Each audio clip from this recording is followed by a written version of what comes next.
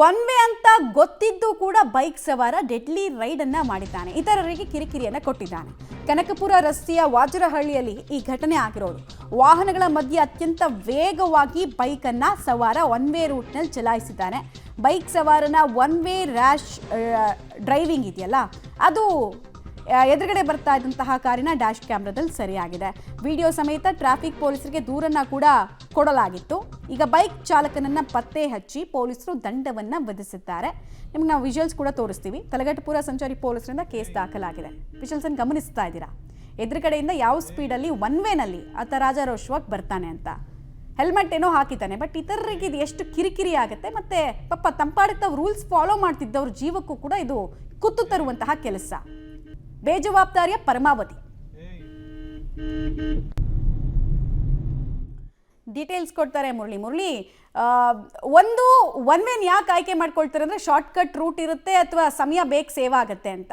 But ಈ ಥರದ್ದೆಲ್ಲ ಮಾಡೋದಕ್ಕೆ ಹೋದಾಗ ಯಾವ ರೋಡ್ನಲ್ಲಿ ಮಾಡ್ತಿದ್ದೀನಿ ಅನ್ನುವಂತಹ ಕನಿಷ್ಠ ಪಕ್ಷ ಪರಿಜ್ಞಾನ ಕೂಡ ಇರಲ್ವಾ ಇವ್ರಿಗೆ? ಇವ್ರ ಜೀವ ರಿಸ್ಕಲ್ಲಿ ತಳ್ಳದಲ್ಲದೆ ಇನ್ನೊಬ್ರು ಪಾಪ ನಿಯತ್ತಿಂದ ಬರ್ತಿರ್ತಾರೆ, ಅವ್ರಿಗೂ ಸಮಸ್ಯೆನ ತಂದೊಡ್ಡೋದು. ಸೊ ಈ ಬೈಕ್ ಸವಾರ ಯಾರು, ಎಲ್ಲಿಗೆ ಹೊರಟಿದ್ದ ಆತ, ಮತ್ತು ಈತನ ಮೇಲೆ ಹಾಕಿರುವಂತಹ ಪೆನಾಲ್ಟಿ ಎಷ್ಟು?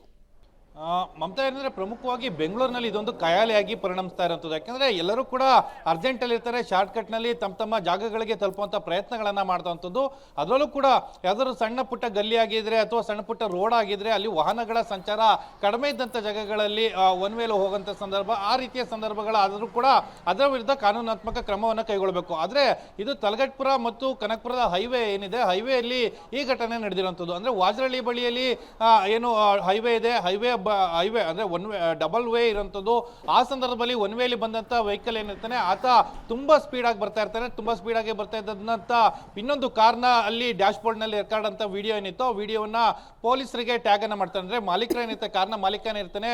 ನಾನು ವಾಹನ ಸಂಚಾರ ಮಾಡೋ ಸಂದರ್ಭದಲ್ಲಿ ಒನ್ ವೇಲಿ ಟೂ ವೀಲರ್ ನ ಒಬ್ಬ ಯುವಕ ಬಂದ, ಅವನ ವಿರುದ್ಧ ಕ್ರಮ ಆಗ್ಬೇಕು ಅಂತೇಳಿ ಪೊಲೀಸರಿಗೆ ಈ ವಿಡಿಯೋ ಸಮೇತ ಟ್ಯಾಗ್ ಅನ್ನ ಮಾಡಿದ್ರು. ತಕ್ಷಣವೇ ಅದನ್ನ ಪತ್ತೆ ಹಚ್ಚಿದಂತ ತಲಘಟಪುರ ಸಂಚಾರ ಪೊಲೀಸರು ಅದನ್ನ ಬಂಧನಕ್ಕೊಳಪಡಿಸಿರುವಂಥದ್ದು. ಮತ್ತು ಒನ್ ವೇಲಿ ನುಗ್ಗಿದ್ರೆ ಏನೋ ದಂಡ ಏನಿರ್ತದೆ, ದಂಡವನ್ನ ಕಟ್ಟಬೇಕಾಗಿರುವಂಥದ್ದು. ಅಂದ್ರೆ 1,500,000 ದಂಡ ಏನಿದೆ, ಆ ದಂಡವನ್ನ ಕಟ್ಟಬೇಕಾಗಿರುವಂತ ಹಿನ್ನೆಲೆಯಲ್ಲಿ ಆ ದಂಡವನ್ನ ಪಡ್ಕೊಂಡಿದ್ದಾರೆ ಮತ್ತು ಆತನ ವಿರುದ್ಧ ಕಾನೂನಾತ್ಮಕ ಕ್ರಮಗಳೇನಿತ್ತು ಆ ಕ್ರಮಗಳನ್ನು ಕೂಡ ತೆಗೆದುಕೊಂಡಿರುವಂಥದ್ದು. ಮಮತಾ, ಆಲ್ ರೈಟ್, ಧನ್ಯವಾದ ತಮ್ಮೆಲ್ಲ ಮಾಹಿತಿಗಾಗಿ ಮುರಳಿ.